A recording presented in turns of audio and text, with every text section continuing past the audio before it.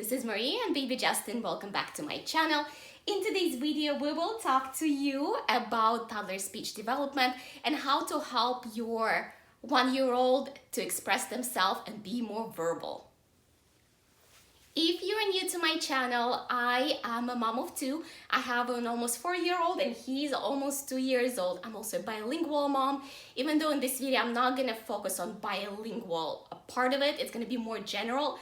But when you have bilingual children, you do look into speech development a little bit more because there is a demand on them of learning 2 languages at the same time. So my daughter actually goes to speech, and for this video, I've used a lot of research over quite a few years, and also my ability to talk to speech therapists for certain concerns, ideas, and how to improve your child's speech. Well, let's first talk why is it actually important to improve your child's verbal abilities at such a young age. All the kids will start talking at a different pace. It's completely normal, so don't freak out. In this video, I'll cover some red flags. But generally speaking, the earlier your child is able to get their needs met and communicate their feelings, the less tantrums you will have within this very challenging period from, for me, it's about 18 months to 2.5, because that's when toddlers grow into who they are, and it is a difficult stage. So if you are able to meet your child's needs and they're able to express them to you, it helps greatly. So one of the first ideas is don't anticipate their needs. First of all, 80% of communication is nonverbal. So most likely, if they're pointing to a cup and saying, you know what they want. They want the drink. But by anticipating their demand and not making them say it, you actually delay them saying it because now they don't have a need to do so. And when you do it, also have realistic expectations. The first sounds that develop for a toddler are B, P, and M. So the words that have B, P, M. When you say to your child, Baba, Papa, Mama, accentuate on your lips, make them look at your lips when you pronounce those. Give them visual clues. Next ones are T, D, N. And you will see your child. You can actually even create a word log to see what letters and what sounds are in your child's vocabulary right now. And another thing that I've learned from a speech therapist is that they're not gonna move forward with more complex sounds until they get the more easy sounds down. So if your child is asking for a cup, in that example, pointing, make them say drink, drink, drink, or is alternative bottle, bottle. So try to use those easy sounds, smaller words, shorter words that they're able to imitate. Открыть. Дверь. Дверь. Молодец. There will be always certain things that your child is into. For example, for baby Justin, it's a ball, and ball was one of his very, very first words. And it's also a B word with B. So find things that your child likes and teach them those specific words, because those are the words they're most likely to say more frequently. And in case they're not able to pronounce it, as example is cat is a more difficult, more advanced sound like K. You can give them an option of saying meow. The same for the cow, moo. That's why the animal sounds are so important. That's why you actually start with a lot of animal sounds, because if it is too complex when you give it to your child at first, they get discouraged if they're not able to imitate it. So give them the words, the sounds that they're able to imitate. If it's a car, boom, boom. If it's, again, a dog, woof, woof. So they're able to imitate first, and then they get this confidence in using those sounds, and they can move on into more challenging ones. So generally speaking, most toddlers start experimenting with the sounds even before 12 months. They start doing ba ba ba da da da ma ma ma, and that's that first time when they start playing with their lips and words, and that is great.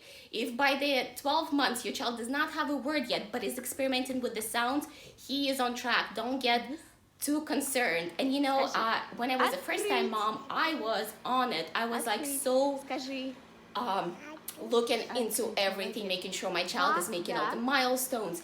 But so the beginning, up until 18 months, all you want your child to do is imitate. Now, here's the first red flag I want to mention. if your child is not imitating at all? So the answer might be really easy, and you always want to mention this to your healthcare provider, because first thing that they will check is your child's hearing. If your child is not trying to imitate any sounds, they might not be able to hear them very well or clearly. A lot of the times, if the kid had a lot of ear infections, that could have affected their hearing. They might have some fluid in their ears, so get that checked first. If maybe just had enough snuggles and he moved on. So if your child's hearing comes back normal, what does it mean if they're still not imitating? Well, there could be several reasons for it. And the first thing you always want to do is, again, mention to your healthcare provider. There is two components to speech. There's expressive and receptive. And as parents, we do hang up a lot on expressive. It's how many words your child is saying, because we're always in this competition. But a receptive component is equally as important, if not more important. It's how your child processes the information. And as an example, it is how if your child is able to answer questions, follow directions, and a lot of imitations are also coming from receptive component, because they might not be able to process the information the right way to give you the expressive part. By the way, if you love what you see, make sure to give me a thumbs up and let me know in the comments below, and subscribe to my channel for more development. So generally speaking, by 18 months, just make sure that your child is able to imitate the sounds, that they are putting together certain words, they have a smaller vocabulary. I believe on a checklist when you go for 18 months checkup, it's 18 words or more. And if you are bilingual, make sure that your child is able to understand both languages and process both languages, because I'm not going to talk much about it in this video, but I will mention a few things for the future. So 18 to 24 months is where the language demands grow for your child, and that's where you actually can figure out if there is something off or not.